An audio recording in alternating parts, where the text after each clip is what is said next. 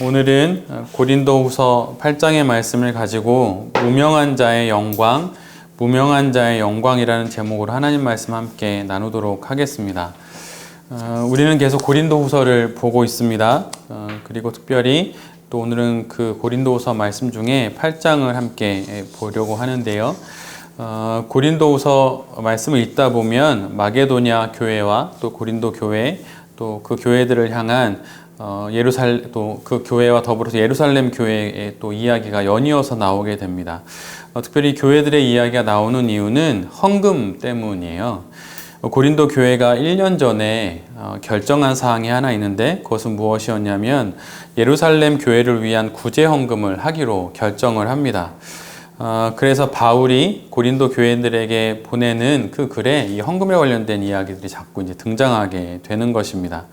8장과 9장을 연이어서 읽다 보면 사도 바울은 구제헌금에 대한 사전의 준비와 또 구제헌금을 하는 성도들의 마음 자세에 대한 전반적인 이야기들을 다루고 있습니다. 그런데 이렇게 8장과 9장을 주의 깊게 읽다 보면 구제헌금에 관한 사역을 수행하는 3명의 사람들이 나오는 것을 보게 됩니다. 한 명은 바울이 자신의 참 아들이라고 할 정도로 전적인 신뢰를 갖고 있는, 우리가 잘 알고 있는 디도라고 하는 사람이죠. 나중에 디도서라고 하는 이제 말씀도 기록하게 되는데, 디도는 바울로부터 따로 편지를 이제 받을 정도로 신뢰와 의지의 대상이 되는 그런 믿음의 아들이었습니다. 그리고 이 디도 이외에 2명의 사람이 형제로 기록되고 있는데요. 형제들이 이 구제헌금 사역에 동참하게 됩니다. 그들이 어떤 인물인지는 고린도후서 우리가 함께 본 오늘 본문에 자세히 기록이 되어 있습니다. 2명 중 1명을 기록하고 있는 그 말씀은 18절로 20절의 말씀인데요. 이 부분은 유진 피터슨이 번역한 메시지로 읽어드리면 다음과 같습니다. 그는 메시지를 선포하는 일로 교회 안에서 대단히 평판이 좋은 사람입니다. 그러나 그에게는 평판 이상의 것이 있습니다. 그는 바위처럼 견고하고 믿음직스럽습니다. 이름을 알 수 없는 그 형제는 복음을 선포하는 일에 관하여서 교회 안에서 칭찬이 자자했던 사람이었습니다. 나아가서 그는 초대교회 성도들로부터 두터운 신망과 또 깊은 신뢰를 받는 바위처럼 견고한 사람이었습니다. 그래서 초대교회 성도들은, 그 교회의 성도들은 하나님의 선물을 다루는 이 구제 사역을 담당할 인물로 그를 직접 뽑았던 것이죠. 이렇게 교회로부터 신뢰를 받는 그 형제가 참여하는 사역은 그것 자체로 이미 믿을 수 있는 사역이 된 것입니다. 그 형제가 참여하는 것만으로 그 사역이 얼마나 진실되고 또 옳은 사역인지가 역으로 증명되는 것이었죠. 이 사역에 관하여 귀로 또는 글로 전해 들어야 했던 사람들은 그 사역의 내용을 듣기 전에 그 사역에 이 형제가 참여했다는 그것 하나만으로 그 사역을 지지할 수 있었던 것입니다.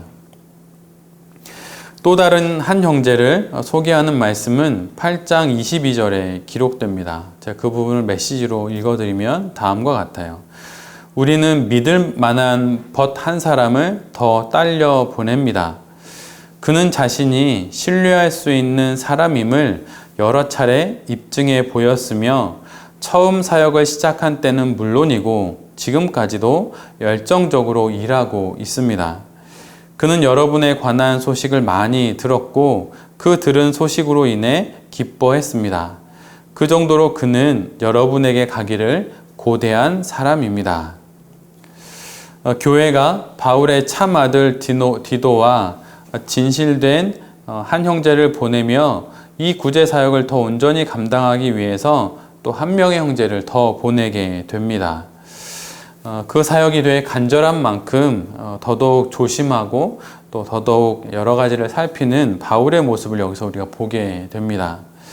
그런데 특별히 또 1명의 형제를 더 보내게 된 이유는 이 사역, 특별히 돈을 다루는 이 사역을 감당하는 가운데 행여라도 돈을 착복했다는 의심이나 불미스러운 사건이나 소문이 나지 않도록 주의를 더욱 기울이기 위해서였습니다.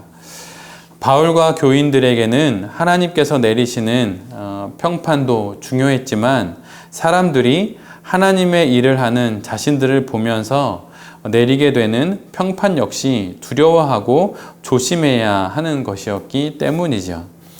그래서 바울과 교인들은 고린도 교회에서 디도와 함께 무명의 두 형제를 함께 또 보내게 된 것입니다. 여러분은 여러분이 하고 있는 그 일들을 누군가에게 설명하기 이전에 여러분이 그 일을 하고 있음으로 인하여서 사람들로부터 신뢰를 받고 계십니까? 여러분이 그냥 어느 일을 함께 하는 것을 통해서 사람들이 믿을 만하다, 정말 신뢰할 만하다라고 하는 이야기를 듣고 계신가요? 근데 오늘 사도 바울의 고린도 교회에 쓰는 이 편지에서는 그런 이야기를 듣는 형제들이 오늘 본문에 등장하게 됩니다. 그들은 그저 있는 것만으로도, 그냥 함께하는 것만으로도, 그들의 이름이 이 사역에 적혀 있는 것만으로도 충분히 신뢰할 만한 사역이 되는 그 일들을 이 무명의 형제들은 감당을 하고 있습니다. 그리스도인이라고 하는 그 이름을 자세히 보면 우리는 사람이기 이전에 그리스도의 사람입니다. 그래서 우리가 하는 그 일들 속에서 우리는 그리스도를 나타내야 하고, 또 우리의 그 나타나는 일들을 보면서 사람들이 저 사람이 참여하는 일은 믿을만 하다라고 말할 수 있어야 하는 것이죠. 내가 섬기는 교회도 그렇고, 내가 함께 하고 있는 사역과 직장도 그렇고, 또 내가 함께 몸담고 살아가는 가정도 마찬가지입니다. 내가 있기에 사람들이 믿을만 하다라고 말하는 이야기를 들을 수 있어야 하지요. 이것이 이 땅에서 성도들이 살아가야 할 삶입니다. 그럴듯한 어떤 계획서나 아니면 어떤 외형이나 그런 모양들이 아니라 그냥 내가 있는 것 하나만으로도 믿을만 하고, 내가 추천해 주는 것만으로도 추천을 받을 만하고, 그렇게 되는 것이죠. 그런데 오늘 2000년 전에 고린도 교회에게 그 구제헌금에 관련된 이야기를 건네면서 사도 바울이 그렇게 디도와 함께 두 명의 형제를 이렇게 보내게 되는 것처럼 우리도 우리의 삶 가운데 이런 모습이 있어야 합니다. 유대인들에게 있어서 이름은 매우 중요한 의미를 갖습니다. 이름은 한 사람 또는 사물에게 그 존재를 부여하는 것이기 때문입니다. 그래서 이름이 지워진다는 것은 단순히 그냥 이름을 지우는 것이 아니라 육체적인 죽음뿐 아니라 당시대에 가졌던 존재적인 가치마저도 도말하는 것을 의미합니다. 우리나라가 일제로부터 억압을 받고 또 지배를 받을 때 그들이 했던 일 중에 하나가 이름을 바꾸는 거였죠. 근데 이름을 바꾸면 그것은 단순히 그냥 이름을 하나 바꾸는 것이 아니라 그 존재를 바꾸는 거예요. 그 존재의 의미를 전혀 다른 존재로 바꾸는 것입니다. 너는 더 이상 한국인이 아니고 너는 이제 일본인이다 라고 말하는 것이죠. 여러분, 친일의 의미가 정확히 뭔지 아십니까? 어떤 역사학자는 친일이라고 하는 그 의미가 무엇이었냐면, 친일이란 일본을 부모처럼 섬기는 거라는 의미라는 거예요. 단순히 그냥 일본과 친하게 지내자, 이제 일본 사람으로 살자 이런 게 아니라, 친일이라고 하는 것은 일본을 부모처럼 섬겨야 한다는 것이죠. 그러니 너도 이제 한국인이 아니라 일본인으로 이름을 바꿔야 하고 부모를 따라서 이름을 바꾸듯이 말입니다. 바로 그렇게 되는 것이죠. 그래서 의미는 대단히 중요한 그 의미를 갖게 됩니다. 이름이라고 하는 단순히 그냥 불려지는 호칭이나 그런 것이 아니라 그 존재 자체를 규정하고 있는 것이기 때문이에요. 시편 9편 5절에 이런 말씀이 있습니다. 주님께서 이방 나라들을 문책하시고 악인들을 멸하시며 그들의 이름을 영원히 지워 버리셨습니다. 악인들의 이름을 기억하지 않는다 이런 게 아니라 악인들의 이름을 완전히 지워버린다는 거예요. 그것은 곧 그들을 멸하는 것, 완전히 멸절을 시키는 것을 의미합니다. 그래서 이름이 없다는 것은 곧 그는 살아있는 자가 아님을 말하는 거예요. 이미 죽어 존재하지 않는 자가 되었다는 것을 의미합니다. 또한 이름은 그 이름을 가진 존재의 권위를 상징합니다. 이름을 부여하게 되면 그는 권위를 갖게 돼요. 그래서 수의사들은 이제 동물을 키우게 되잖아요. 반려견이나 반려묘를 키우게 되는데 보통 이름을 붙입니다. 그런데 목장을 경영하거나 아니면 그럴 경우에는 동물에게 이름을 붙이지 말라고 해요. 왜냐하면 이름을 붙이면 그에게 뭐 권위라고 할 것까지는 없지만 존재적인 의미가 부여되기 때문에 나중에 그거를 이제 도축하거나 그러기가 어렵다는 거예요. 그리고 예전에 나치가 유태인들을 학살하고 그럴 때 유태인들이 있었던 그 감옥에 있는 그 교도관들에게 주었던 첫 번째 명령이 뭐였냐면 무슨 일이 있어도 유태인들의 눈을 보지 말라는 거예요. 왜냐하면 눈을 보게 되면 그 존재를 이제 느껴지게 되고 그러다 보면 행여라도 이제 그들을 사람으로 다루지 않아야 하는 그들에게 어떤 존재적인 느낌이 느껴지게 되면 그게 어렵기 때문에 그걸 첫 번째로 이제 요구했던 것이죠. 그것처럼 어느 누군가에게 이름이 주어진다는 것은 그 존재로서 이 땅에 살아야 하는 권위가 부여되는 거와 똑같은 거예요. 그래서 다른 사람의 이름으로 말하거나 행동하는 것은 곧 그 사람의 권위에 참여하는 것을 의미합니다. 그래서 목회자들이 하나님의 이름을 갖고 그 성도님들을 축복하거나 하는 것도 하나님의 이름을 빌어서 그 권위를 갖고 축복을 하게 되는 것이죠. 그래서 그가 어떤 사람의 이름으로 말하고 행동하느냐는 그 말의 권위의 유무를 결정하기도 합니다. 특별히 종교적인 부분에 있어서 그런 것들이 많이 있지요. 사무엘상 17장 45절에 이런 말씀이 있어요.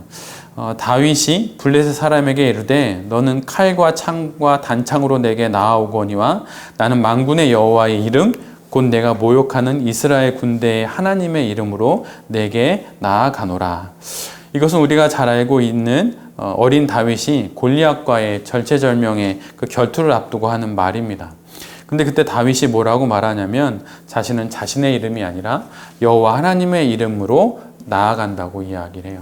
그것은 곧 단순히 하나님의 이름으로 나아가는 것이 아니라 그분의 이름을 부름으로 그분의 권위를 힘입어서 나아가게 된다고 하는 것이죠. 마찬가지로 우리나라의 어느 대사가 외국에 나가게 되면 그는 단순히 어떤 대사가 아니라 한국의 이름을, 대한민국의 이름과 권위를 갖고 그 나라에 나아가게 되는 것이죠. 그래서 오늘 함께 잠시 읽어드렸던 다윗 역시 자신의 이름이 아니라 여호와의 이름, 즉 여호와 하나님의 권위와 능력을 갖고 이 결투에 나간다고 말하는 것입니다. 그리고 우리 모두가 기도를 마치면서 맨 마지막에 예수 그리스도의 이름으로 기도하는 이유도 마찬가지예요. 물론 신학적으로는 중보자 되시는 예수 그리스도의 이름을 통하여서 우리가 기도를 합니다. 그래서 우리는 예수 그리스도의 이름으로 기도합니다 이렇게 말하지만 또 다른 어떤 분들은 예수 그리스도의 이름을 통하여 기도합니다 이렇게 말하기도 하는 것이죠. 또는 예수 그리스도의 이름을 빌어서 또 기도합니다 이렇게 되는 겁니다. 근데 그것이 단순히 예수님의 이름을 이렇게 빌려서 말하는 게 아니라 그분의 권위, 그분의 능력을 빌어서 의지해서 기도하게 되는 것을 그분의 이름으로 기도하는 것으로 이렇게 말씀을 하게 되는 것이죠. 우리를 구원하신 유일하신 이름이신 예수 그리스도, 그 이름의 권위와 능력을 힘입어 기도하는 거예요. 그래서 때로는 저도 물론 어떤 기도문을 적거나 할 때 맨 마지막에 그냥 예수님의 이름으로 기도합니다 이걸 안 하고 그냥 아멘 이렇게 할 때도 있어요. 근데 때로는 정말 하나님의 은혜가 많이 갈급하고 그럴 때는 우리 주 예수 그리스도의 이름으로 기도드립니다 아멘이라고 하는 문구를 꼭 적어요. 기도문 뒤에. 그 이유는 나에겐 능력도 없고 힘도 없고 이 모든 걸 감당할 만한 그 어떠한 것도 하나도 없지만 내가 부르는 그 이름 예수 그리스도, 바로 그분께는 이 모든 사태를 뛰어넘을 권위와 능력이 있기 때문입니다. 그래서 예수님의 이름을 빌어서 기도하게 되는 것이죠. 그리고 요한계시록 13장 8절에 나오는 어린 양의 생명책에 기록되는 것도 성도들의 이름이에요. 그래서 이름은 정말 중요합니다. 그런데 오늘 우리가 함께 본 고린도후서 말씀에 보면 디도와 함께 하나님의 선물을 나누는 사역을 감당하게 되는 두 명의 형제들은 그 이름이 기록되어 있지 않아요. 아무리 성경을 찾아보고 또 주석을 찾아봐도 어디를 읽어보고 찾아봐도 그 어디에도 그들의 이름을 찾을 수가 없습니다. 이름이 없는 형제들이에요. 무명의 형제들입니다. 지금 우리들이 그들의 이름을 알 수 없듯이 아마도 앞으로도 그들이 누군지는 알 수 없을 거예요. 그리고 결국 하늘나라에 가서야 비로소 그들의 이름을 알게 될 것입니다. 우리 모두는 이 땅에서 다양한 사역들과 또 삶의 형태들 속에서 살아가게 됩니다. 그렇게 수년, 수십 년을 살 수 있게 되겠죠. 그런데 정말 큰 역사적인 큰 흐름에서 보면 우리도 오늘 본문에 등장하는 두 명의 무명의 형제들과 크게 다르지 않다는 생각을 해보게 돼요. 아마도 우리의 이름을 기억해 주는 사람이 우리 가족들 정도밖에 없을 수도 있습니다. 거의 기억되지 못하는 것과 크게 다르지 않지요. 그러나 비록 역사 속에서 우리의 이름이 기억되지 않는다 할지라도, 또 사람들이 우리의 이름을 기억해 주지 않는다 할지라도 이것이 실은 우리에게 그렇게 큰 일은 아닙니다. 대수롭지 않을 수 있어요. 왜냐하면 우리는 사도 바울의 고백을 알고 있는 자들이기 때문입니다.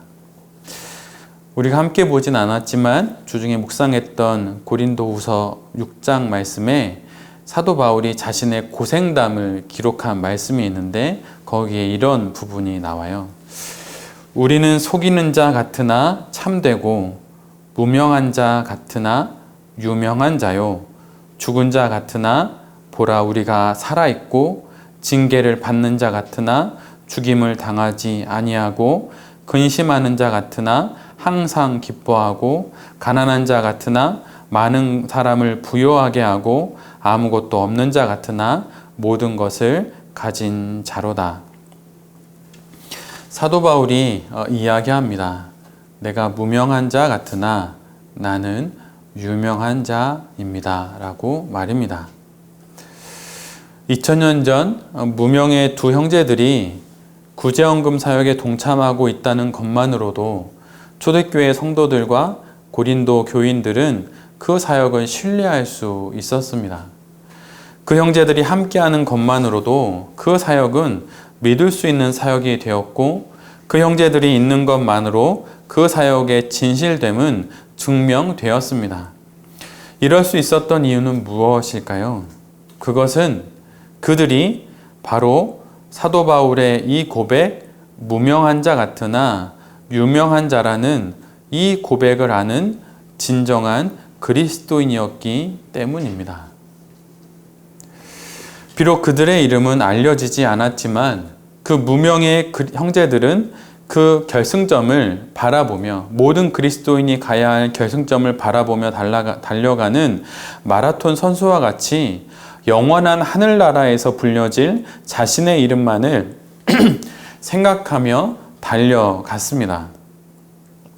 영혼의 시선을 고정하며 달려갔기에 이 땅에서의 무명함은 아무런 문제가 되지 않았던 것이죠. 그러했기에 그들은 이 땅에서 하나님의 사역을 훌륭히 감당할 수 있었던 것입니다.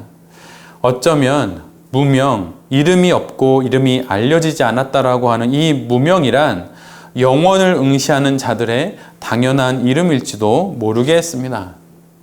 이 땅에서 유명하기를 원하면, 사람들의 입에 나의 이름이 불려지기를 원하면 영원을 바라보고 응시하는 것은 참으로 어려울 거예요.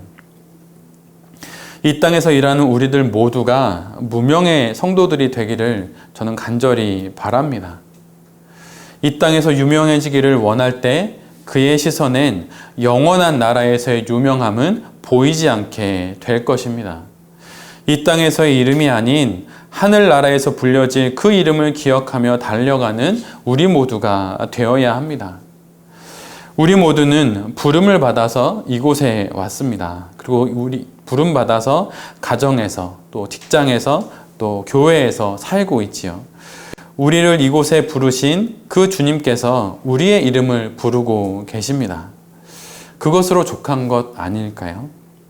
세상은 몰라주고 세상은 너희들은 무명하다 하고 너희들이 하는 것은 힘든 일일 뿐이라고 말하고 헛된 일일 뿐이라고 말하여도 우리는 기억해야 합니다. 우리의 이름이 지금 저 하늘에 가장 크게 불리우고 있다는 것을 말입니다. 이것이 바로 무명한 자의 영광입니다. 무명이라고 하는 한자를 자세히 보면 없을 무자의 이름, 명이기도 하지만 실은 이 말씀을 자꾸 묵상하면 묵상할수록 저는 창세기 말씀이 떠올랐어요. 이 세상 가운데 빛이 없는, 이 무명한, 밝음이 전혀 없는 이 세상 가운데 하나님께서 빛을 명하여서 이 가운데 빛을 비추게 하시죠. 그것처럼 이 땅에 무명한 자로 살아갈 때 비로소 우리는 하나님의 밝은 빛을 볼 수 있고 그 밝은 빛을 비추는 사람이 됩니다.